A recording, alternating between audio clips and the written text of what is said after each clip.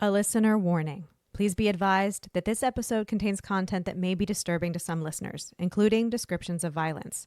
Listener discretion is advised.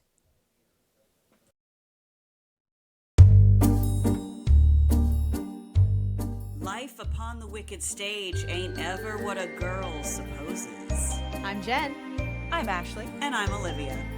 And we are, in fact, three different people. This podcast focuses on true crime under the spotlight of arts and entertainment. So grab your beverage of choice and settle in. Places, ladies. Here's our episode.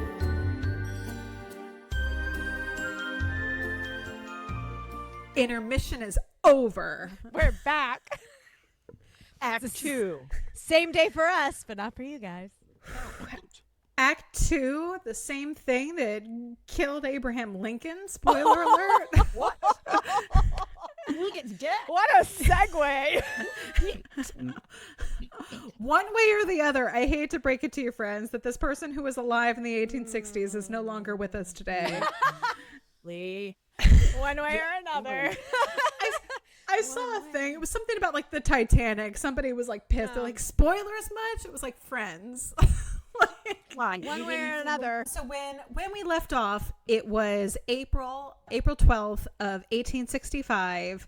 The South had surrendered. Robert E. Lee had signed for peace at Appomattox Courthouse, and John Wilkes Booth heard this, and he had said, "You know what? Screw it. My watch. Not on my watch. I am forgoing my career as an actor, and the only thing I care about is assassinating Lincoln." So this is April of 1865. The formerly kidnapped, now assassination plot is in full swing. Well, he must have had somebody else in his ear, don't you think? Like, I don't know. Seems so.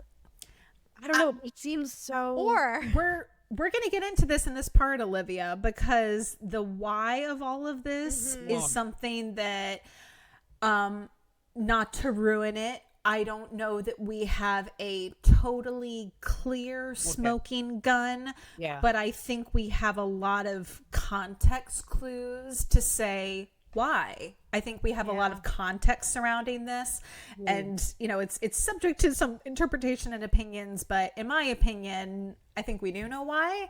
And unfortunately, I think a lot of the reasons for it are still persisting today. And there are people who are still struggling with some of these same thoughts. So in the words of Stephen Sondheim, he said, "Hunt me down, smear my name, say I did it for the fame. What I did was kill the man who killed my country. Now the Southland will mend. Now this bloody war can end, because someone slew the tyrant just as Brutus slew the tyrant." So on the morning of Good Friday, which was April 14th. It was Good Friday. Sure was. It was Good Friday. So draw your Judas Iscariot comparisons now. So when we go through the drive-through crucifixion, we could be thinking of this. But also, yes. Yep. Talking about conspiracies and plots. It was Good Friday, April 14th, 1865 was Good Friday. Booth, who, as we established in part 1, was not only a national celebrity as a well-known actor, but he was a regular at Ford's Theater because he had performed there more than once and was known. He was presently staying in the DC area, so he went to Ford's Theater to get his mail because, sometimes if It was like his mailbox. It was like he had like a little mailbox there. Yeah. He came to get his fan mail. Yes, Right. it was exactly it. Yeah, from all his thirsty bitches, as the kids would say. He's like, you know what? It's not going well. The South has fallen, but I still got to get my fan mail from the Hold ladies. on, let me go. I gotta feel better about myself and life in general. Hold on. Priorities, right? Yeah. It's not funny, but it's kind of funny that he was like, well, you have to find the joy in life in these moments, you know? got to see if one of my situationships has like sent me a text. Like one last thirst trap. Here we go. Truly. So he's at Ford's Theater. He's picking up his mail from his fans, and he is told whilst there that just, in passing, hey, guess what? This is cool. The president, Lincoln, and his wife are going to be attending our show tonight, which was Our American Cousin. Isn't that great? Wow, what a time. Oh, and P.S., Ulysses S. Grant and his wife are going to be their plus ones. That's right. So, I forgot about that. Yeah, it was supposed to be Grant. So Booth is like, what's that you say? So immediately sets about to put the assassination plot in action and is like, all right, stop what you're doing, everybody. It's happening. Because again, he had been like, okay, that's it. I'm going to assassinate Lincoln. But they had this kidnapping plot. They had a couple scenarios for the kidnapping plot, but this assassination piece of it is still kind of fresh. It's like, how are we going to do this? When are we going to do this? We don't know. It's like, it wasn't really very well laid out at that point. So there wasn't other people involved. I was just going to say. It was all the same people from the kidnap plot. Everybody else was still in on it. Okay. Same So panic, different disco. Wolf. It was, well, okay, got it. No, not a lone wolf. Same panic, different disco. He's like, we're doing the same show, but we're doing it on roller skates now. Yeah, it was. Xanadu. Xanadu, no. So later that night at 8:45, which also asterisk, what time did this play start? At 8:45 p.m., Booth informed, again, our conspirators, same people from part 1, Powell, Herod, and Atzerodt of his intention to kill Lincoln. So he assigned Powell to assassinate Secretary of State William H. Seward, and Atzerodt was going to assassinate Vice President Andrew Johnson. So this had now turned into, by the way, it's not just Lincoln. We are going to take down everybody. We're going to take down everyone who was essentially at the top of the United States government. Presumably, because Grant was supposed to be in attendance, Booth was also going to kill Grant in addition to Lincoln at the theater. So Booth was like, I've got these two, the head of the Union Army. Right. And then you're going to kill the vice president, so he can't take over. And also you're going to kill Secretary of State. Herod was going to assist in the escape plan. So then they were all going to, do what they did essentially simultaneously. They were going to, all three of these assassinations were going to happen at the same time. And then they were all going to flee to Virginia, which, reminder, that was the capital of the Confederacy. So the war is over, the South has surrendered, but that was still where it's like, hey, there's a whole bunch of people, in theory, in Richmond, Virginia, who would be sympathetic to us and at the very least maybe like hide us or help us get away from there. So the possibility of assassinating Grant was fortunately, was foiled because at the last minute, Grant declined the invitation because his wife was like, hey, you've had a lot going on, with the war. She was like, stay in tonight. Yes, literally. Literally. She was like, let's order a pizza. And the Grants left Washington that evening by train to visit family in New Jersey because she was like, you need a break. Just let's get out of town. Let's Netflix and chill, hun. Let's Netflix and chill. Yep. Yeah, Mrs. Grant was like, we're going to Netflix and chill. Yeah. So sorry, can't go to the theater. So Booth had hoped that the assassination, the goal behind this now, again, we've had a shift in the plot here.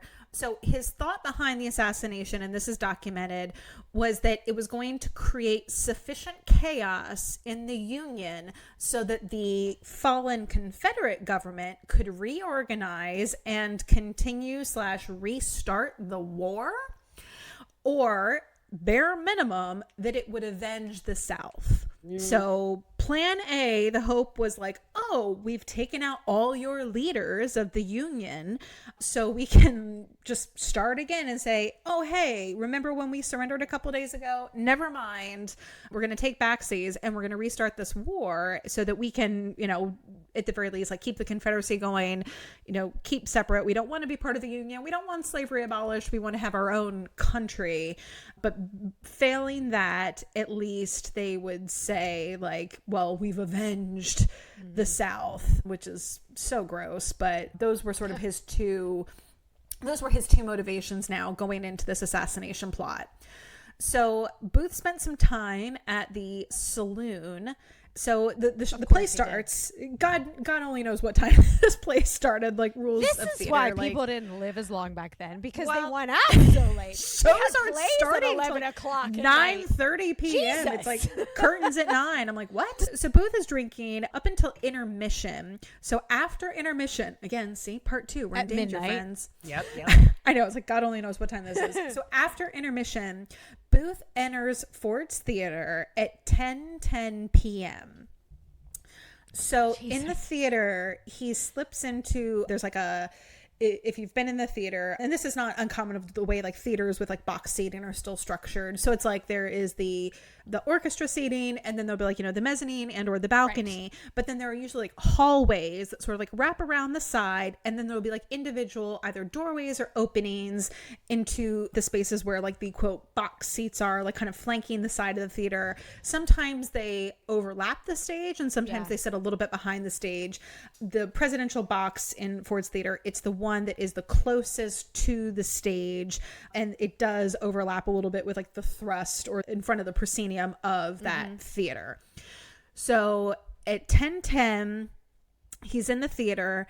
At 10:14 he slips into the box. So there's like curtains, and then the box, like the presidential box, actually has its own doorway. So he's kind of like, he's out of the hallway, but he's not, he's like almost like behind, like he's behind a curtain, if you will. He's within the box, but like no one knows he's there yet.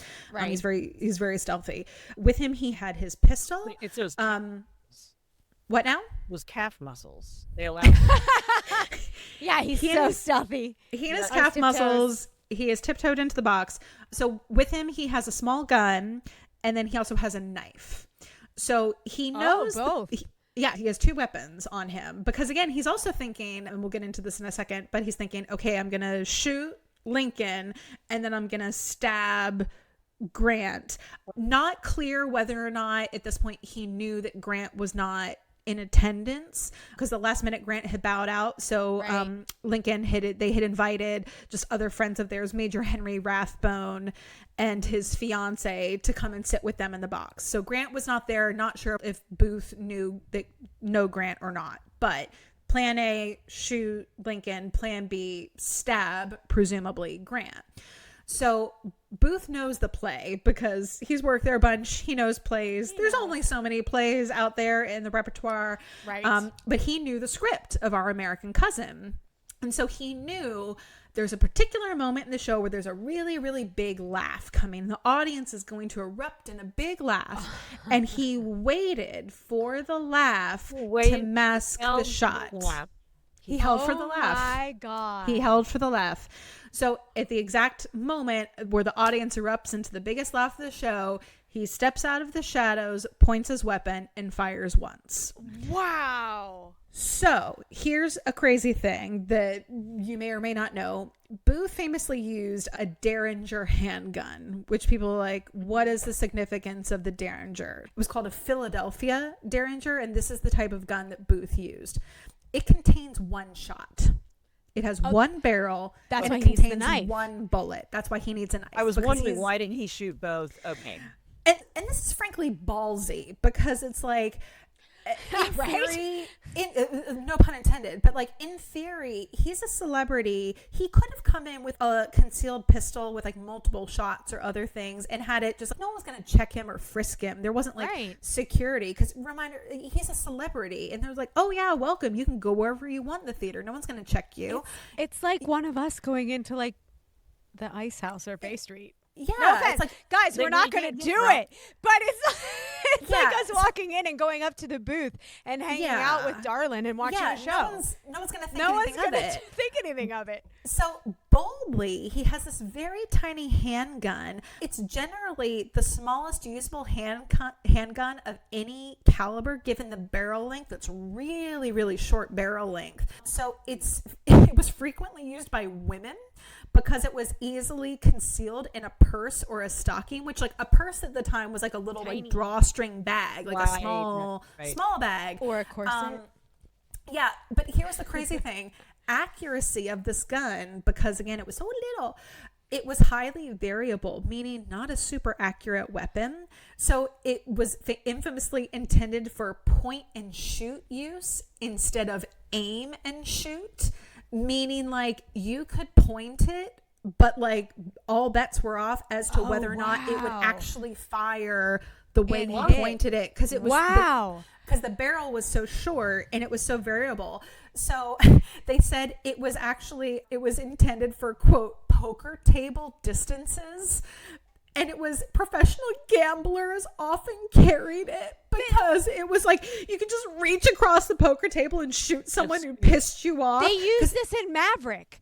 They talk about it in Maverick. Because Annabelle has one in Maverick and they make fun of her for it. That's such a great I never put that together. Philadelphia Derringer. So, but gamblers were like sort of known to carry this, because it would also jam really easily, and you had to like clean it and reload it and fire it daily to keep it in like good working order, because it was just like, this gun was a piece of shit, but it was easily concealed. So Derringer's production records indicate that these were almost always sold in matching pairs to compensate for the limited power of the single shot, the short barrel, and also for like the limited reliability. So it's like, hey, if I try to shoot the first one in A, I miss, or B, it jams because it doesn't always work, I have another one. So it was like, choo, choo. Like that was, pew, pew. Pew, pew. Yeah, Derringers. Yeah. So it was really popular among civilians. He's also got the knife, but again, I'm like, plan A was the gun. So like a bold move. So there is a huge chance that it wouldn't have hit Lincoln. Or A wouldn't have hit Lincoln, or B would have jammed and not even fired. Or would have jammed it, like he wouldn't have actually been assassinated. Well, or plan B would have been to stab him, but that's like, that's trickier. That's messier. That's harder. Yes, like exactly. That's way harder to kill someone outright with stabbery. There are other people in the box that could have stopped Booth. Yes. Unfortunately for history and for everyone, the Derringer, it worked that time. And he fascinating. Yeah. So he shot him at almost point blank range. Yeah. So it was almost impossible. He frankly to missed. It really would have been only if it misfired at that point. Yeah, if it hadn't fired at all, that would have been the only way he would have missed him. But he did shoot him in the back of the head. The audience initially were like, "Wait, what?" Like there was a split second of silence. It was said, and then people erupted in screams because they saw like Lincoln was slumping forward, and Mary Todd Lincoln, his wife, also started to scream. So Booth's escape was almost thwarted by Major Henry Rathbone, the substitute +1, supposed to be Grant, but was also sitting in the box. So Major Henry Rathbone, who was like a younger guy, kind of jumped in and was like trying to stop him or wrestle him. But remember, Booth has this big old knife. So he pulls out his knife and he stabbed Rathbone in the arm, like pretty severely. Like he needed like major like surgery to correct this. Like I don't know where in the arm, but like he lost a ton of blood. It was a pretty major injury. Rathbone's fiance, Clara Harris, and Mary Todd Lincoln, they were not harmed. So Booth chivalrous. I know, right? It's like, don't stab the ladies. Like, ugh. So Mary Todd Lincoln, I think, could have taken him though. She was. she could have if she hadn't been so in shock. I'm sure. Like, Do you know though that she had a premonition? Yes. Talk about that, Olivia.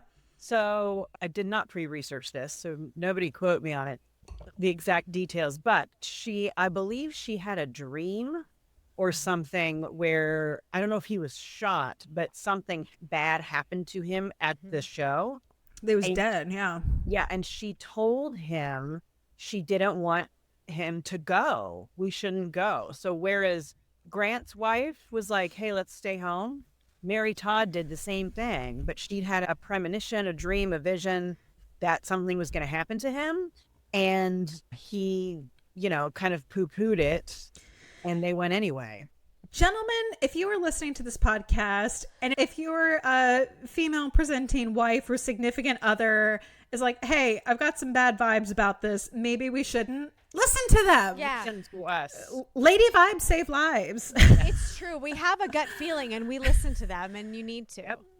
Yep. Just don't question it as much as it might seem ridiculous. Like we might be saving your life from assassination. Who's to say? Yeah. So Booth, after he stabs Major Henry Rathbone, he then jumps from the president's box to the stage. It's about a 12-foot drop, so significant.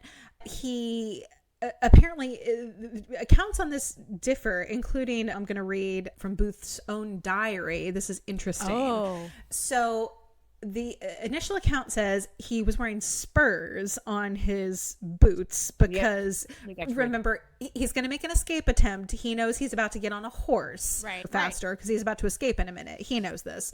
So as he's jumping from the box, allegedly his spur caught on the flag bunting and sort of made him like fall, like twist as he fell, which is what broke his leg.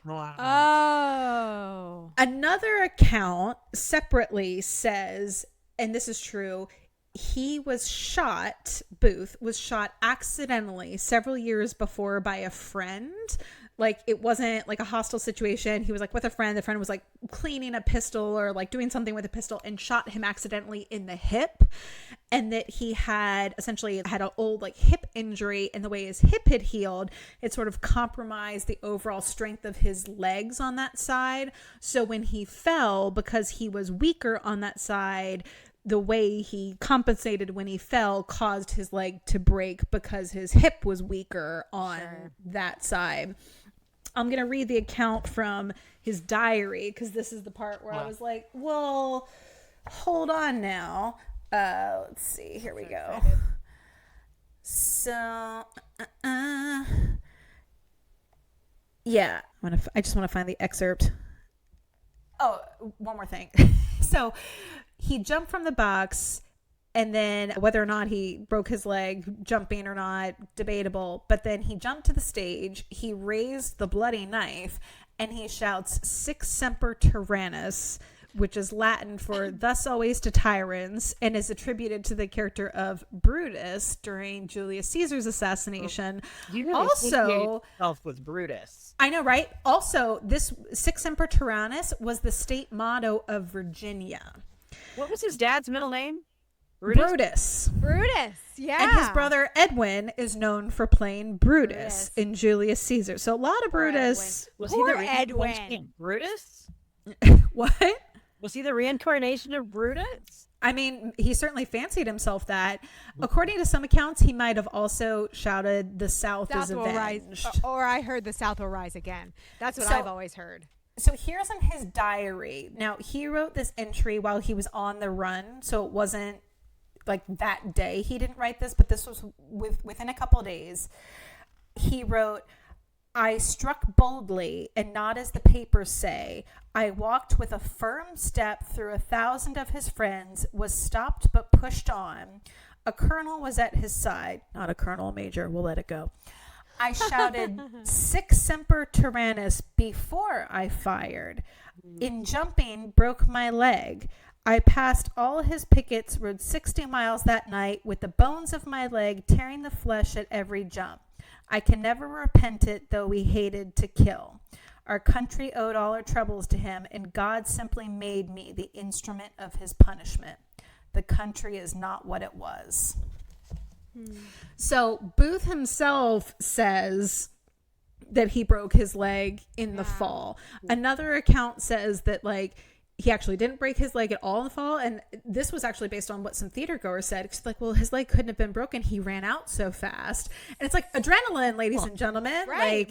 And they said that his leg was broken later when he was fleeing, that his horse fell on him and broke his leg then.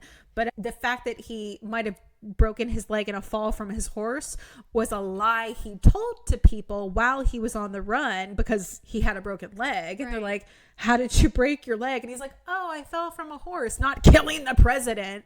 So that's where it got a little muddy. But based on his own diary entry, he broke his leg when he jumped to the stage.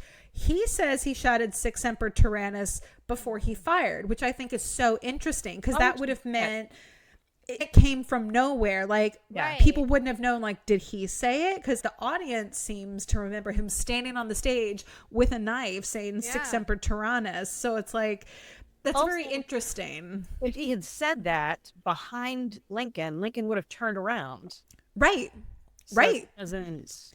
And the audience was laughing, so no one else would have even heard it. Right. Yeah. It's an interesting detail. So I'm like, did he write that in his journal, like for dramatic effect? Yeah. I'm going to say the line right before I kill him. Yeah. Or like, what was it? We'll read his journal at some point. He wanted it this way. When did he write this in his journal? Because he was running for his life. It's and then somewhere, he is in a barn that's burning up. It's somewhere between the journal. It's open because he stopped when he was on the run. He stopped dating specific dates, but it says between April 17th and 22nd. Wow. So sometime in there, he's like, I'm going to make. Hold on. Yeah, I'm going to do a little recap. Let me just make sure the world knows what I want them to know. Well, and again, like some and of that's it's interesting, right? Yeah, and like some of it's like you said, like your dramatic recounting because he was very intentional about like many other. Some assassins have really well documented, I'll say, like journals or manifestos, and those are also, I think, the people who tend to be more organized in their crimes and in their thinking, as opposed to people like we talked last week about Hinckley, who tried to assassinate President Reagan. He was out of his freaking mind. Right. He just wanted to impress Jodie Foster. He wanted to impress Jodie Foster and was like kind of low key stalking Jodie Foster and was not really very in touch with reality. So you have someone like Hinckley who's just, kind of like not playing with a full deck of cards versus you have Booth, who has like a well-planned, well-documented, like methodical, we've got plan A, we've got plan B, and has thought this through and is more organized with his thinking. So therefore I would also think like, you're going to want people to know your reasons for like why you did this, as opposed to just like someone crazy who's like kind of like finally just like snaps and does something like out of nowhere. Like this was a long plan and a long time in coming. And you live in a time where that's the only way that anyone's going to know anything about you. Yeah. If you write it down. You couldn't selfie it. Yeah. You can't. And no one else could either, Olivia. Like there was no archival recording. It was like, we're filming the show, or no one else had their phone out. Like that's not when they did something through the gram, it was through the telegram. Right. Yeah. Yeah. Can we make a merch that says for the telegram? That's the only merch I want from this friggin' tragic episode. Yeah, for the telegram. For the telegram. Doing it for the telegram. So, as we know, Lincoln was taken from Ford's Theater across the street to a house where he succumbed to his injuries the following morning around 7 a.m. So he died on April 15th, 1865. What day was it again? April 15th, you said? 15th. Yeah, Lincoln died on the 15th. So Booth was the only one of the assassins that night to succeed. So Powell tried to stab Secretary of State Seward. Seward was actually bedridden as the result of a carriage accident, unrelated to anything. And he had an elaborate neck jaw brace because he had been like grievously injured, and the brace had metal components. So as Powell was trying to stab Seward, he was so like frantic and like trying to do it quickly and get out of there quickly. And like Seward's daughter was home and there were servants home and like people were screaming. And so he was just sort of like stabbing at him furiously. He wasn't really looking at what he was doing, and he kept hitting the brace instead of stabbing him. And like he stabbed him, but not in a way that was like gonna kill him. Right. So Seward was stabbed, but not like in a major like artery or organ or anything like that. Only like a flesh wound. Only a flesh wound, like still like pretty major, like to be like stabbed in the face, just not like through your windpipe, like nothing that was going to kill him. So he failed to kill Seward. There's a lot of blood involved whenever you a lot of head wound blood. The face and head bleed a lot. And poor Secretary Seward was no exception to this, because initially I think it was his daughter had run into the room and as this was like happening, or the aftermath of this, and said like he was killed. Like they were like, oh my gosh, she thought he was dead. Yeah, they thought he was dead. And then it was like, oh, no, he's not dead. Because, like, there was so much blood. Like, it was, horrific. But, like, so is this all happening, like, at the same time? Like, they pretty coordinated much for it to all happen, like, at 10 o'clock. We're done drinking at the pub. We're going to go make it happen. Yep. This was coordinated. So Atzerodt, who was supposed to kill the vice president, who was at the time living in a hotel. I'm like, this was a thing people did then instead of. That's true. Lived in hotels. Yeah, like you didn't have an apartment. You're like, I'm a bachelor and I live in a hotel. Like, I'd live in a hotel. I'd live in the plaza. Room service.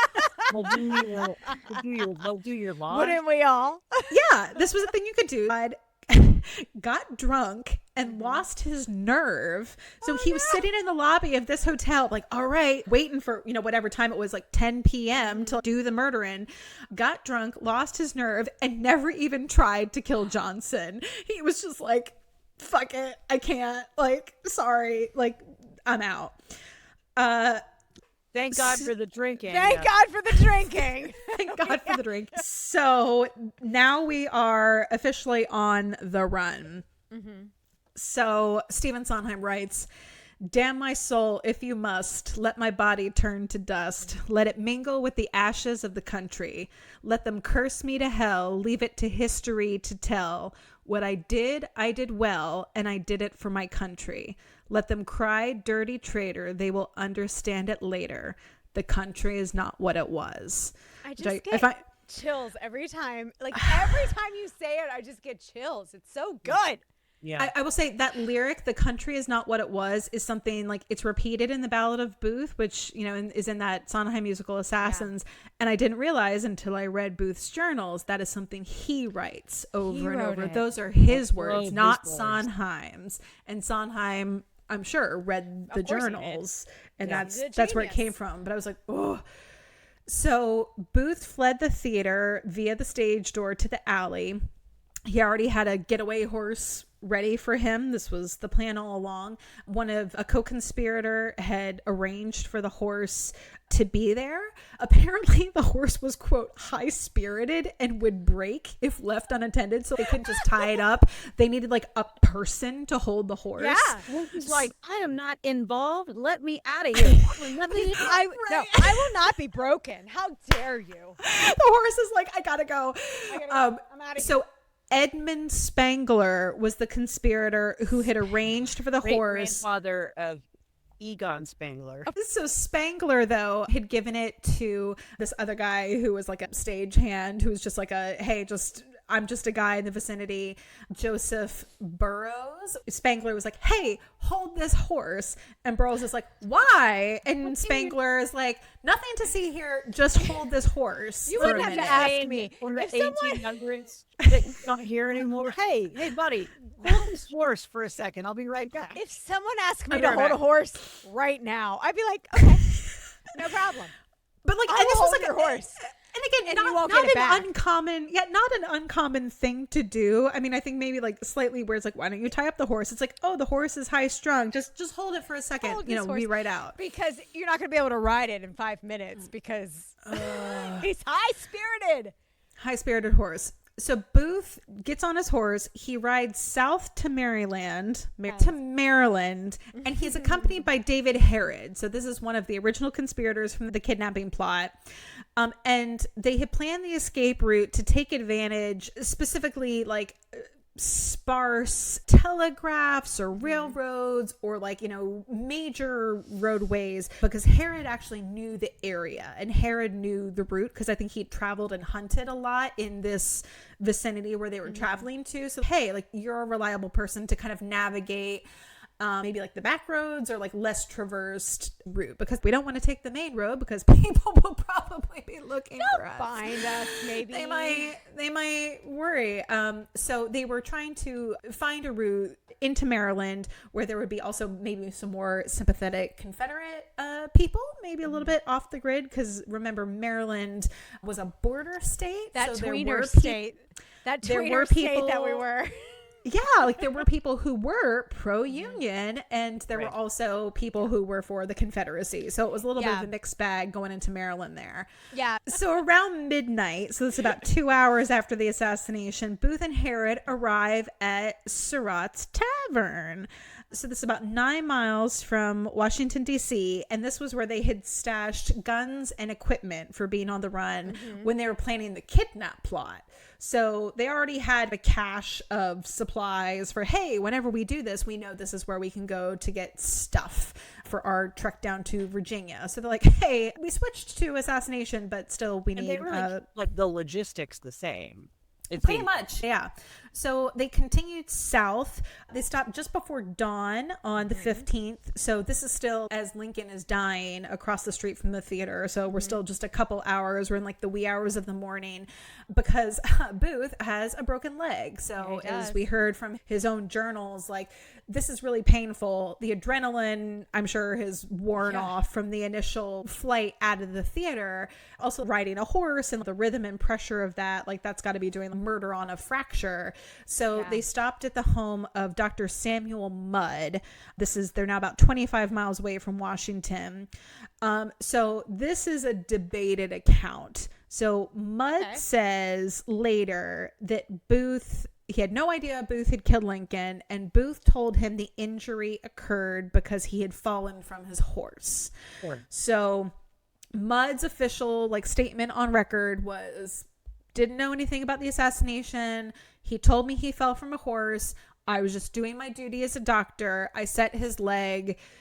First, do no harm. Yeah. Sorry about it. Other accounts say that Mudd was a Confederate sympathizer.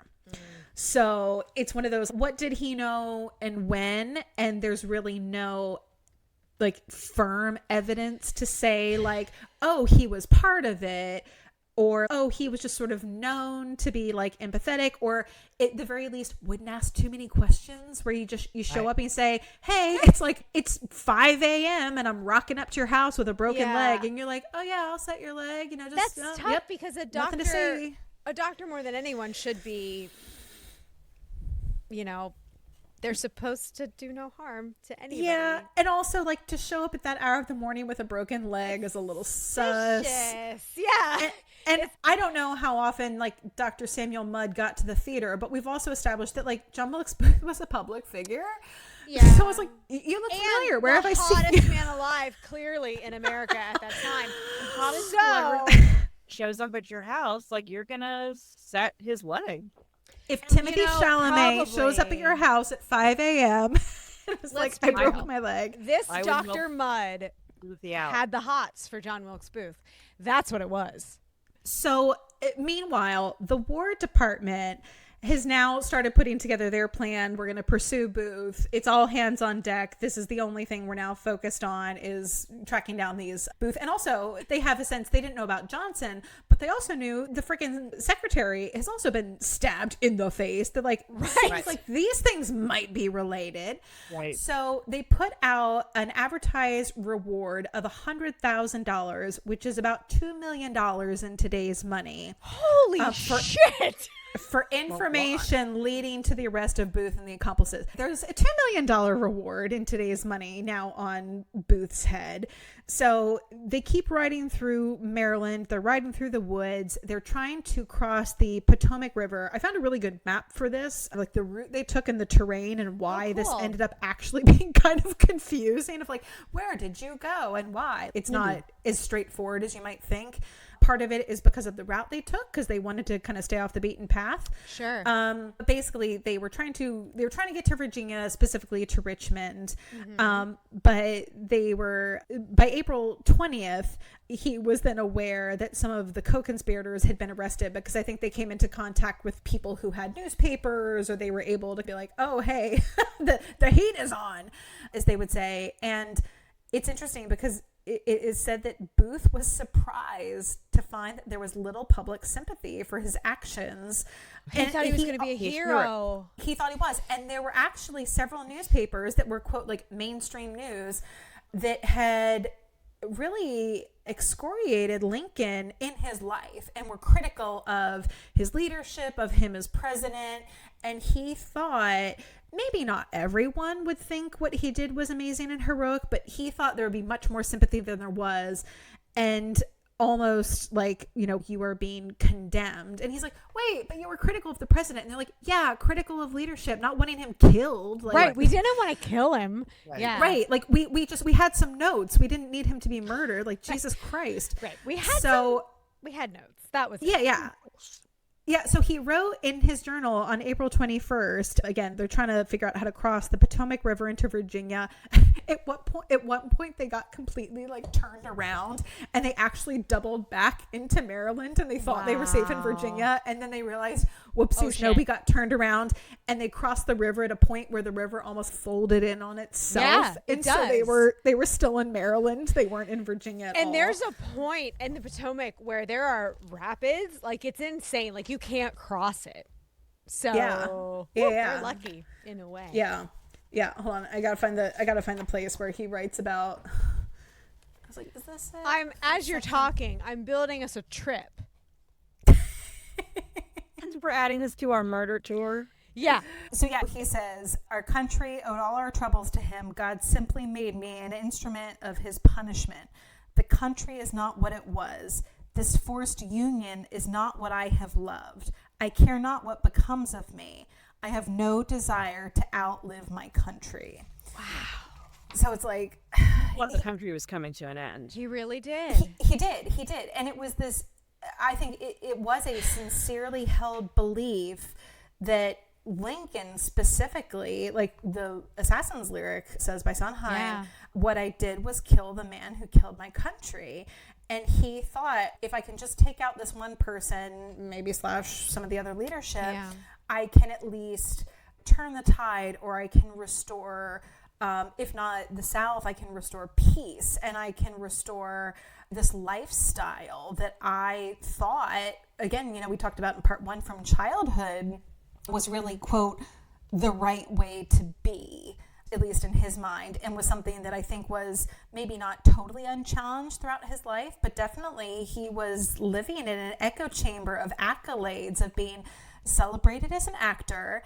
And you think about it, like, you have a public figure who, especially in that time, we don't have social media, we don't have the news the way it is now, but you have someone who is like an attractive, talented public figure, and maybe they say something like a little crazy or a little racist. Are you going to challenge them in the moment? Or are you like, that was weird? Like, because it goes away. And that's sort of the end of it. So it seems like he was living in this world where, he was being told that everything he said and did was wonderful. And other than maybe his immediate family members from part 1, we talked about, his older brothers were like, dude, like, no, like Edwin, we love you. We're like, hey, this is terrible. You're wrong. Other than that, it doesn't seem like he had a whole lot of pushback for these beliefs and for his Confederate sympathies and for thinking that Black people were inferior. Like, he was not being challenged regularly on this in any way. And that's the thing that drove him to change from kidnap to kill. Yeah. Was when Lincoln said I'm giving Black people the right to vote. How? Yeah. That just absolutely blows my mind. Your hatred of another race, his hatred of another race is what drove him to make this decision. Yeah. And about how also thinking, not just hating this other race, but thinking that by giving another race equality was somehow a threat to him and his way of life. Which, like, my brain doesn't compute that because, like, that's not how I think. I'm like, why does someone else having rights? That doesn't take away anything from me. It doesn't take away anything. Like another, like, good, like, more rights for more people. That should always be, like, a yes and, to put it in, acting to put it in theater terms. But it's like, we're all humans. It's not pie. It's not like you slice away. Correct. Slice from you. Equality is not pie. No, it's not pie. It doesn't take anything away from you, but so. In the journal, I've got to read because I had flagged it. I think this is a good time to read it because it speaks to what we're talking about, which is kind of his mindset. He says, I look now upon my early admiration of her glories, the South, as a dream. My love, as things stand today, is for the South alone, and to her side I go penniless. Her success has been near my heart, and I have labored faithfully to further an object which would more than have proved my unselfish devotion. Heartsick and disappointed, I turn from the path which I have been following into a bolder and more perilous one. Without malice, I make the change. I have nothing in my heart except a sense of duty to my choice. If the South is to be aided, it must be done quickly. It may already be too late. When Caesar had conquered the enemies of Rome and the power that was his menace, the liberties of the people, Brutus arose and slew him. The stroke of his dagger was guided by his love of Rome. It was the spirit of ambition of Caesar that Brutus struck at. Quote, "Oh, that we could come by Caesar's spirit and not dismember Caesar. But alas, Caesar must bleed for it. I answer with Brutus, he who loves his country better than gold or life." So even back then, Brutus! That's like right before the assassination. You're not Brutus. even back then, now we're obsessed with the Roman Empire. Right? Yeah. Oh Yeah. my God. White men obsessed by the Romans. Ugh. But it's so interesting how he is obsessing about Brutus and aligning himself with Brutus, not as an assassin, but as a hero who was sort of like doing what needed to be done. Is wild to me. And the self-delusion to think, like we said, oh, I'm going to be this hero and like everyone's on board with me, right? And then to read in the newspaper, they're like, oh my gosh, you're a criminal. He's like, wait, what? No, I'm a hero. And it's like, no, surprise, motherfucker. Like, you're wanted. Surprise, motherfucker. Yeah. As this pursuit is happening, as John Wilkes Booth is realizing that he is not, in fact, surprise, a hero.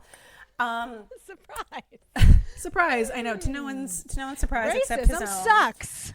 Yeah, they're not celebrating you, a racist murder. Shocking. A 9-car funeral train bearing Lincoln's body departed Washington, D.C. on the Baltimore and Ohio Railroad. It was the first stop on a 13-day journey to Springfield, Illinois, which was its final destination. That was where he was going to be buried. So the funeral train made its way westward through 7 states. About 7 million people lined the railroad tracks along the route, and some of them made signs, and they were like saying things like the sign said things like, we mourn our loss, and he lives in the hearts of the people, and like the darkest hour in the history. And in cities where the train stopped, 1.5 million people came out to view Lincoln and his coffin. So a New York politician and a later president of the New York Central Railroad said, as we sped over the rails at night, the scene was the most pathetic I have ever witnessed. At every crossroads, the glare of innumerable torches illuminated the whole population kneeling to the ground. And another historian said that the journey was, quote, the mightiest outpouring of national grief the world had yet seen. So, like, this funeral train is happening simultaneously with the manhunt. So this is powerful. Powerful, yeah. Really, just like this two-ish week period, just a ton going on. So you have at the same time like this national funeral train process happening, and you also have this manhunt going on for Booth and for the co-conspirators. So Booth and Herod finally get a boat, and they're able to cross the Potomac on the night of April 21st. This is actually the part where instead of reaching Virginia, they mistakenly navigated upriver into this weird bend in the Potomac. And so they came ashore again in Maryland on the 22nd. So they spent all night traversing the river, and they're like, okay, finally, we made it. We're in Virginia. We're safe. No. So the 23-year-old Herod, he knew most of the area well. And then he was like, hey, bad news. We're back in Maryland. The good news is here's a farm. Oh, and I recognize it. The guy who lives here is a Confederate sympathizer. So this guy provided the fugitives with food and with a hideout until nightfall. And then they made a second attempt to get across the river into Virginia now that they weren't direction turned. And Booth wrote, "With every man's hand against me, I am here in despair. And why? For doing what Brutus was honored for. And yet I, for striking down a greater tyrant than they ever knew, I am looked on as a common cutthroat." So he's he's like obsessing about Brutus and Caesar and is like writing about this repeatedly. This was like sounds like a real reality check for him, that people were not like staying in the street. Yeah, he was shocked. So they finally reached Virginia just before dawn on April 23rd. They made contact with this guy, Thomas Harbin, who Booth had previously been in connection with during the kidnapping plot. So Harbin took Booth and Herod to another Confederate agent in the area named William Bryant, who gave them horses. So they had horses, they were on foot, they took a boat. Now we've got horses in the mix again. So on April 24th, Edward P. Doherty was dispatched from Washington around 2 p.m. with a detachment of 26 Union soldiers to capture Booth in Virginia. So they've got intelligence that, like, hey, we have reason to believe he's in Virginia at this point. He's made it this far. He's also the most recognizable person in the country. Right? He's the hottest man in like, America. Have you seen a really good-looking guy come through here? You know, he's got really good calves. He might be injured. TBD. So they took a boat down the Potomac and they landed in Virginia that night around 10 p.m. on the 24th. And this was where they're going to come into contact with Booth and Herod at the Garrett farm. So they're in Virginia, but they're not to Richmond yet. They're not to like the Confederate stronghold. So they make their way to this farm, infamously now the Garrett farm. The Garretts were allegedly unaware of Lincoln's assassination. I guess like news travels slow. Like I was like, travel so fast back then. On the telegram, as opposed to the Instagram. Yeah. And again, we're in a more rural area, so it's like maybe you're not like checking the news or lack thereof. No, it's true. And Richmond's a good 2 hours from DC. Yeah. So now, don't they have newspapers? They do, but they weren't coming out like on the daily and they weren't being delivered to their home. Okay. So you had to go to town to get the newspaper. Booth was introduced to them under an alias. They said he was James W. Boyd, JWB, same initials, nothing to see here. And they said that Herod said he was a Confederate soldier who had been wounded at the siege of Petersburg and was returning home. So very innocent. Near like Ma and Pa Kettle, right? Because they also don't recognize the celebrity of the time. Like, what's going on here? Right? He is like people's hottest celebrity. They're like, Ma, you're a very good-looking Confederate soldier. You're deeply attractive. What a good-looking man. Yeah. Where have we seen you before? And Booth is like biting his tongue. He's like, I want them to know, but also, yeah. Right. So this biographer, Thomas Roscoe, he said of the Garrett's subsequent account, nobody knows exactly what Booth said to the Garretts or they to him because this isn't written down. Nothing's documented. Who's to say the Garretts were just civilians? So they might have known him. They might have been sympathetic. They might have been totally in the dark. Nobody really knows. So at this point, again, the Union Army from DC, they are in pursuit. They have tracked Booth and Herod to Virginia, and they receive intelligence that he is probably hiding out at this farm. So like they're closing in. So just before dawn on April 26th, the soldiers catch up with the fugitives. At this point, Booth and Herod are hiding in the Garrett's tobacco barn. Okay. So a tobacco barn is also like tobacco. For those who don't know, you have to you pick it. It is a plant. You have to hang it up for it to dry, and then you can use it to make tobacco products, like tobacco leaves. They're like big leaves, so you hang them up in bunches. But a tobacco barn specifically for the purpose of drying tobacco was a thing. So the troops are like, hey, we're here, jig is up, we've got you, you're hiding in the barn, as they say, we know you're in there, we've got you surrounded. David Herod surrendered almost immediately. David Herod is like, I didn't sign up for this. I'm done. You got me. I'm surrendering. And remember, David Herod specifically, not to say that he didn't commit a crime because he was very much a part of this escape, but like David Harrod didn't injure anybody. Like, he's part of the plot. He's part of the escape.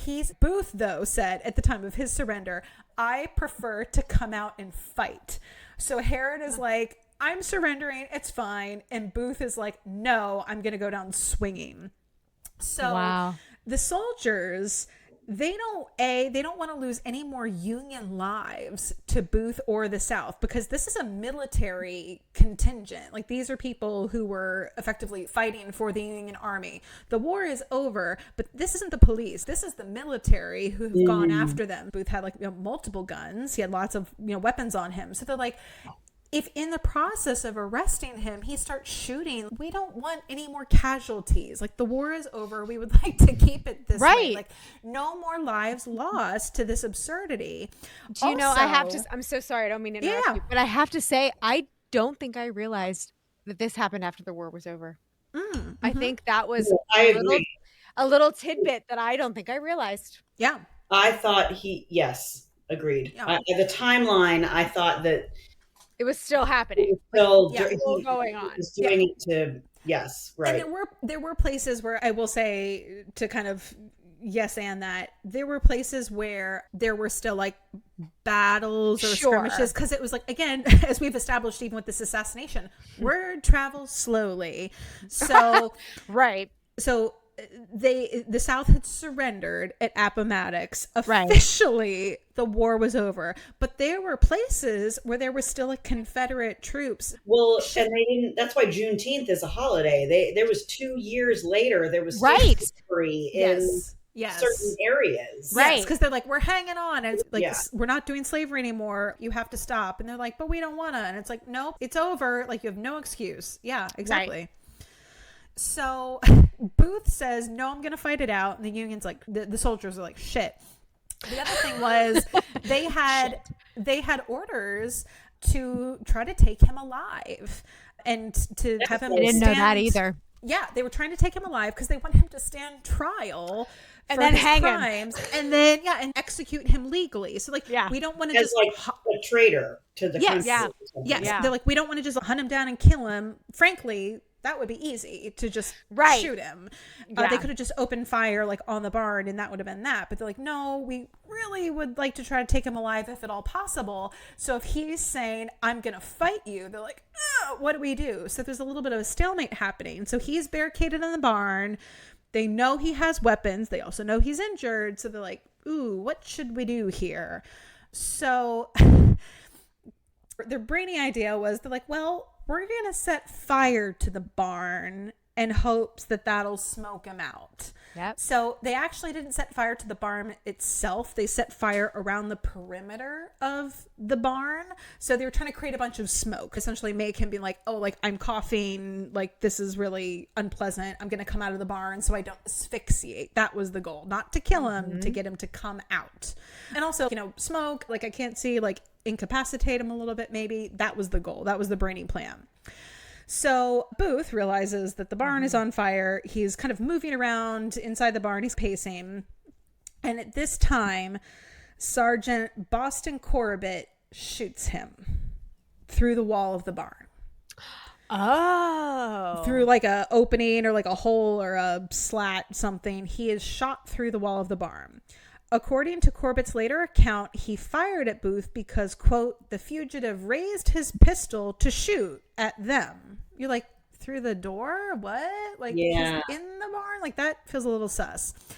Another report to Secretary of War Stanton said that Corbett shot Booth without order, pretext, or excuse, and recommended that Corbett be punished for disobeying the order to take Booth alive.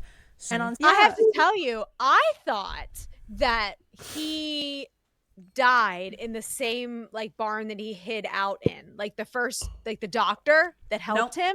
I thought it was the same barn. Nope. I didn't realize he made it to another place. Different. He made it pretty far. Maybe it's just legend. Didn't he walk out and say something before he collapsed? Nope. So we're at that part right now, actually. So, great. So Corbett shot Booth. Again, Booth is in the barn. He's still barricaded. Corbett shoots Booth through the wall of the barn. Booth was actually hit in the back of the head / neck. Some people said it was ironic. It was almost exactly the same spot where he shot Lincoln. The two injuries were almost identical. Are you serious? The entry point. However, he shot Lincoln, the way he shot Lincoln, it was almost like it went, I don't know how to say, it went more through the brain. The way Booth was shot, it went down into his neck. Oof. So he was wounded. It says he was shot in the neck. He was actually shot in like his head, but it went downward into his neck, like the trajectory of the shot. So they knew he was shot. He was dragged out of the barn, and they dragged him to the porch of the farmhouse. It took him 3 hours to die. What's the couple's name? Garrett? Garrett, yeah. The Garretts are like, now what the heck's all this happening about? Right? Like you're like getting blood all over our porch. So he's laying on the porch of the farmhouse. The bullet had actually pierced 3 vertebrae in his neck and partially severed his spinal cord, which paralyzed him. So he couldn't move. So he's paralyzed. So in his dying moments, he reportedly whispered, "Tell my mother I died for my country." And an interesting thing, he asked, because he couldn't move, he asked for his hands to be brought up to his face so he could see them, because he'd had this obsession like with his hands and like the way his hands looked, and like his hands were going to do great things. And his last words, he was like, had his hands on his face, and he said, "Useless, useless," were his last words. And he died because he asphyxiated on the blood from his neck wound. Right. It's interesting. I looked up maybe what did the useless mean? Did that have special significance? And it seems like it was maybe regret or realization of failure, because he thought initially when he was making the plot that assassinating Lincoln was going to make him this hero, at least in the South. And over the last now 12 days, he has seen that instead of being celebrated, he's this hunted fugitive, and the South hasn't come back. No, and it hasn't changed anything. And it really was for nothing, and that his actions were ultimately futile, and now he's dying as a result of that. So in his pockets at the time of his death, there was a compass, a candle, and pictures of 5 women. So he's on the run. He has an actress named Alice Gray, an actress named Helen Western, Effie German, Fanny Brown, who we talked about before. Yeah. And the fiance, Lucy Hale, the senator's daughter. There it is. And then he also had his diary where he had written of Lincoln's death, "Our country owed all our troubles to him, and God simply made me the instrument of his punishment." So that was one of the last entries, that part of it. So getting into our last part now here, the aftermath. As Stephen Sondheim said, "How could you do it, Johnny? Calling it a cause. You left a legacy of butchery and treason we took eagerly and thought you'd get applause. But traitors just get jeers and boos, not visits to their graves.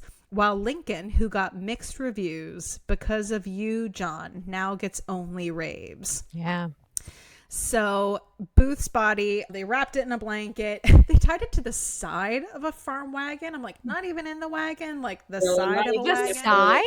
I know. I was like, Jesus Christ. Is that so they could parade it, kind of? No, this was all very anonymously done. I was like, side, weird detail. They took him to the USS Montauk in the Washington Navy Yard to identify him and also like to do an autopsy. He was positively identified by more than 10 people who knew him. He had some identifying features to make sure, like, yes, this is him. He had a tattoo of his own initials on his left hand. That's I was like you do. Oh my God, what a narcissist. I know. I was like, your own. Cute. He also apparently he had some sort of distinctive scar on the back of his neck. And they said, yep, those markings, that's definitely him. 3 vertebrae were removed during the autopsy to enable physicians to remove the bullet, because again, it had gone down into his neck. Sure. Apparently, these bones were later put on display at the National Museum of Health and Medicine in Washington, D.C. I was like, weird choice, but okay. We had one of those also? I know. Didn't know that. So initially, his body was buried in a storage room at the Arsenal Penitentiary and later moved to a warehouse at the Washington Arsenal in 1867. So I say all this because that Apple TV show Manhunt, they depict this conspiracy theory that Booth's body was like dumped in a river or otherwise in a body of water to keep him from ever being buried or having a grave for people to go and remember him. 'Cause we don't want him to be a hero. Right. We don't want anywhere for people to gather. We want to keep this very anonymous. Like take him out, like dump him in the harbor. Like we don't care. But his body, it sounds like, was stored by the military. But they're like, we're not going to put him just anywhere, but we're going to hang on to him. So 8 other people were implicated in the assassination and were tried in Washington, D.C. and found guilty. So Mary Surratt, Lewis Powell, David Harrod, George Axelrod were hanged on July 7th, 1865. Mary Surratt being the first woman executed by the U.S. government. Yeah. Yep. That's what I always remember her name. Yeah. Yep. Samuel Mudd and Samuel Arnold and Michael O'Laughlin were sentenced to life imprisonment. So the Dr. Mudd, like, did he know? Did he not? We don't know. But life in prison. Wow. Yep. Yeah. So it was actually Edmund Spangler, the guy who was like, just arrange for the horse. So like kind of knew, but all he did was arrange for a horse to be around and then told someone else to hold the reins. He was given 6 years in prison. So not nothing. Yeah. And then all the other people, Mudd, Samuel Arnold, O'Laughlin died in prison of yellow fever, but Mudd and Arnold, they were eventually pardoned in 1969 by Andrew Johnson. So they got life, but then it was like, just kidding, never mind. You only served 2 years. That's weird. Interesting. I know. So we're going to get into the last little bit here now. I heard on a different podcast about John Wilkes Booth, this was suggested. They're like, so going back to John Wilkes Booth as a lady man, and also, as we said in part 1, a patron of sex workers of the time, did he have syphilis? Did it drive him crazy? I mean, didn't everyone? Was it the syphilis? You know who didn't? Corbett. He did. That's right. He didn't because snip. That's right. So just in a quick summary, no. Did he have syphilis? Maybe, maybe not. There's nothing that is ever documented that suggests that he did have syphilis, or at least that he knew he did or was diagnosed with it. Syphilis, like famously, like it can cause madness. But like we said, it's more disorganized insanity. It's not like I made a thoughtful plan to kill the president. That's not how syphilis manifests if you are losing your mind. So as far as that is a reason for why he did what he did, syphilis, no. Also on this other podcast, they talked about like, was he a psychopath? A word we like to bandy about. And myself and this other podcaster sort of were in agreement of like, no, he definitely had an ego.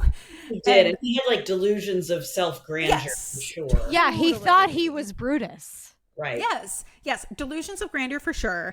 But other than this incident, like other than, again, pretty big, but besides this assassination plot, there's nothing else to suggest that he had like violent tendencies or showed disregard for other people's like feelings or lives. Like as much as like his father was a violent drunk, that was not true of Booth. So I think what we do see is like a gradual but steady like political radicalization with a lot of baked in prejudices. Yeah. So I think it's more about a gradual but steady political radicalization, not dissimilar from stuff we've seen in citizens today with people who have just an extreme set of beliefs that's sort of rooted in this long held prejudice. So it was less about like, oh, was he just crazy or was he, suffering from some sort of like illness? It's like, no, this was writing on the wall that was frankly a long time coming, and a whole lot of factors converged to make this happen the way it did. But it wasn't insanity. Like he wasn't, a madman. He thought he was ordained by God. Yeah. Do it. Yeah. And he thought he was going to be a hero. So as for his family, Junius Brutus Booth Jr., older brother, himself was briefly imprisoned in Washington, D.C. after the assassination of Lincoln, because they're like, Booth, like, hey, you're... Oh, shit. Yeah, his brother. So at the time of the assassination, he was in Cincinnati. He was like in a show. He's like, I'm just doing a play like I do, like normal. So he was interrogated, but then released. So oh, God. They're like, yep, can you imagine? You're just like, living your life. Be or not to be. And they like come in and. Yeah, in another state, like fully somewhere else. You're like, wait, what? And they're like, we heard your brother knew something. But well, and you don't know. Yeah. You don't know. Yeah, sure. Yeah. So after the assassination, the infamy associated with the Booth name forced Edwin, the more talented / maybe famous one, abandoned the stage for a long time. Like he couldn't work because they're like, you / your family by association, you're all tainted by this crime. Yeah. So sorry, Edwin, Bill. Yeah, and you're Edwin. Out. Yeah, Edwin had been feuding, remember? Like, he kicked Booth out of his home and said, you're not welcome here. He had totally cut ties with John Wilkes Booth before the assassination, like well before, and disowned him. And after the assassination, he refused to have John's name spoken in his house. Wow. Like, he continued to just be like, he is dead to me in every way. He ultimately made his return to the stage, ironically, at the Winter Garden Theater. So that's where they did the benefit. The benefit, yeah. Yep, almost a year later in 1866, playing the title role in Hamlet, which was his signature role. In 69, Edwin finally acquired his brother John's body. I don't know if he had a change of heart or if he was just like, look, like, can we just bury him somewhere? Because I think they had with this. Well, they had a family plot. So he wrote to Andrew Johnson, who was the president at that time, and just said, hey, can I have the body? Like, can we bury him? Johnson gave him the remains, and Edwin had them buried unmarked, but they are at the family plot in Baltimore. So they're like, we're going to put him in with the family, but we're not going to like do a headstone or let people know like specifically where he is. Because again, like, we don't want this to become like a shrine or a place where people, you know, for nefarious purposes gather. So this is the last interesting detail about poor Edwin. I'm like, poor Edwin. So poor Edwin. In 1879, Mark Gray, a traveling salesman from Canuck, Iowa, fired 2 shots from a pistol at Edwin Booth. Booth was playing the title role in Richard II at McVickers Theater in Chicago, Illinois. And he was on stage. He was actively like doing the show. So it was the final act. And this guy, Gray, he gave his motive was he's like, oh, Edwin Booth did something like bad to a friend of mine. So Gray's shots were fired from a distance of 34 feet. They missed Booth and they just like hit the stage floor. They didn't injure anybody. So this would-be assassin, he was jailed. Booth was like, I have no idea who this guy is. Like, he didn't know him. He was just like a random citizen. And then a letter to a woman in Ohio was found on Gray's person, and the correspondence affirmed Gray's intent to murder Booth. So this guy had a plan. Gray was like, I'm going to kill Edwin Booth, and I told a friend about it. like you do. Oh my God. The attempted assassination occurred on Shakespeare's supposed birthday, because we don't know exactly. But it occurred on Shakespeare's birthday, and it came at a time when Booth was receiving various death threats by mail. So like this followed him, like his brother's crime followed him for the rest of his life. But his final performance was, again, his signature role of Hamlet in 1891. And that was how he closed out his career, but it never really recovered. Like he was always followed by He was always John Wilkes Booth's. Yeah, the whole family was, but specifically Edwin, because he was probably the most famous and successful before that. Well, and he was the most famous before his brother assassinated. Yeah, Abraham Lincoln. Right. Yeah, and like we said, he was also incredibly talented as an actor. Whereas like John Wilkes Booth, it was like, you're good, but you're mostly hot. Like that's a big part of your appeal. It wasn't like that he was as talented. Right. It's like if Meryl Streep had a hot younger sister. Meredith Streep. I'm pretty good. I'm okay. And like, look at my calves. But I'm mostly. And then Meryl it's forever. We're never going to get to see her again. Right. And Meryl's like, son of a bitch. Like, could you not? Like, I told you not to. Sophie's Choice. How dare you? How dare you? I'm Academy Award winner, Meryl Streep. I will finish out with, I've got 2 parts to this. So, recapping, finishing out with Assassins. Listen to the stories, hear it in the songs. Angry men don't write the rules, and guns don't right the wrongs. Hurts a while, but soon the country's back where it belongs. And that's the truth. Still and all, damn you, Booth. So it's interesting because I had obviously looked at Assassins quite a bit, at least as far as the lyrics for this song, to kind of shape our 2-part episodes here. But in the script I have of Sondheim's Assassins, there is a preface in this published script from Andre Bishop, and this is from 1991. So he wrote this the year that Assassins made its Broadway debut. And I thought this was a great way to close out the episode. It's a direct quote. He writes, "Seeing America through the stories of its villains instead of its heroes was an unsettling and unusual experience. At the end of the performance, an audience member said to his companion, 'I liked it, but who are you supposed to feel for?' She replied, her eyes filled with tears, 'Us. You're supposed to feel for us.' And that was the power of this show. You went out into the night thinking how much you loved your country, despite how troubled it had become. And you felt happy and sad to be an American." Oh, man. Yep. Aww. And I'm crying. Yeah. Yep. Yeah. And that is it, ladies and ladies. Damn you, Sondheim. Damn it. Starting off season 2 with a bang. No pun intended. Excellent job, Ashley. Wow, that was fantastic. And a whole left turn into the world of Boston Corbett may or may not make the final cut. Listeners, if this does not make the final edit, go listen to our Patreon aside on Boston Corbett, which is a whole situation. Fascinating. Learn about the true Mad Hatter. Oh my God. It's so fascinating to me. All of the things, because John Wilkes Booth is obviously everyone knows his name. Yeah. Everyone knows his name. And it's so interesting to me, that whole infamous, obviously, but to learn the true story about it. And like I said, I thought after he broke his leg, he went to that doctor and that was it. I thought that was it. I didn't realize he was on the run for so long. 12 days, which is, yeah. And as you're telling the story, and he said he got paralyzed and he looked at his hands and he said useless. Like, I don't like this guy. I hate what he did. I don't sympathize with him at all. And still, when he said useless, I was like, oh. And I think because he's right.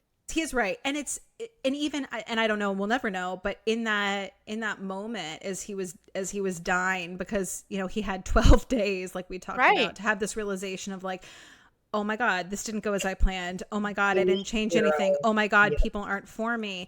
And did he, in his final moments, have the realization of like, this was wrong? Like, had he not been fatally wounded, like, would he have had a change of heart, or would he have said, you know what, I wish I hadn't done this? Because like even in his journal and some of his writings that we excerpted for this episode, he kind of talks about how like he wasn't happy to be assassinating the president. Like, he wasn't excited by this. He thought like this was coming from a place of vengeance, but it wasn't coming from a place of like, oh wow, like this is going to be great. It was coming from a place of what he felt like. He talked about like Brutus and Caesar endlessly of like, this is necessity to save my country. And then he saw how futile it was. Yeah. And I think you're right, Jen. I think by the end, he was just completely broken by what he had done. Yeah. It's insane. For everyone's information, the Garrett farm no longer exists. Oh. It's 3 hours from where I live, or where I grew up. So it can be a part of our tour.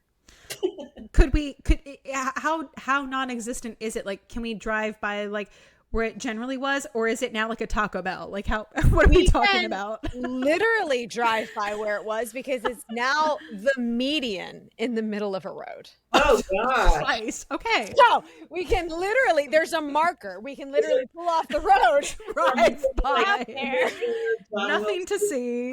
Nothing to see here, except there's a marker. The Surratt Museum exists, and obviously Ford's Theater, and also Dr. Mudd's house is still there. Still there. Wow, interesting. Mm-hmm. Jen, if the people want to follow us, where can they follow us? And do we know what our next episode we're recording is? What are we doing? What happens now? What's going on in season 2? Let me tell you. I have everything up and ready to go. So if you want to follow us, you can follow us on Facebook at Life Upon the Wicked Stage. You can follow us on Instagram at Wicked Stage Pod. You can also follow us on Patreon for free at Life Upon the Wicked Stage, or you can join us starting at $3 a month for the first tier. And then it goes $3, $5, $10, $20 per month to get all kinds of cool content and free merch and lots of fun, ridiculous things that we're figuring out what it's going to be for you as we go along. We're still learning ourselves. We're making it up making it up as we go. Much like John Wilkes Booth's lines in his early career. Correct. I will also add much more seriously. We do. We absolutely do. We do. I will also add, and I think this is probably news to the two of you. I'll say this in real time. Listeners, there's really no content there yet, but that might change. We also have a Blue Sky account. As many people I just made it. As many people are deciding not to be on Facebook anymore. Great. We've never been on X, Twitter, but we have a Blue Sky account. There's nothing on it, but we do have one. So if you'd like to follow us there, we're also on Blue Sky as Wicked Stage Pod. Fantastic. The $3 is a good deal, because in 1850, $3 then would be $122.90. What a deal! What the bargain price? What a deal of riches! What a deal! So, what is our next episode? I can't remember. I haven't looked at the doc. Like, what are we doing? Is it me? It's not you, because Olivia is very busy and important. So I'm taking over next week, and we are doing Olivia Thomas and the Haunting of the New Amsterdam Theater. Haunting, you say? Haunting. It's a little bit of a haunting and a scandal. So it's a little bit of both, which we love. And obviously it's in a theater, so it's a little bit of everything. Incredible. Followed by Olivia, and I'll just give a little teaser. She's doing Murder at the Met. Yes. And then, I've never heard of, somehow contemporary crime. Yeah, very contemporary. It is wild. It's wild. We got some really good stuff coming up for you, so you're gonna want to join our Patreon. Season two is off to a great start, if I do say so myself. But we have a lot planned for this one. Yeah, I'd like to maybe wrap it up with one of my favorite quotes. Relating back to John Wilkes Booth, and it's other than that, Mrs. Lincoln, how did you like the play? Perfect, Olivia. And scene. Well done. All right. Thanks for listening to this week's episode of the Wicked Stage Pod. Follow us on Instagram and check out our Patreon for more exclusive content. These deliciously wicked episodes drop every other Friday, so make sure you subscribe or follow and don't get left waiting.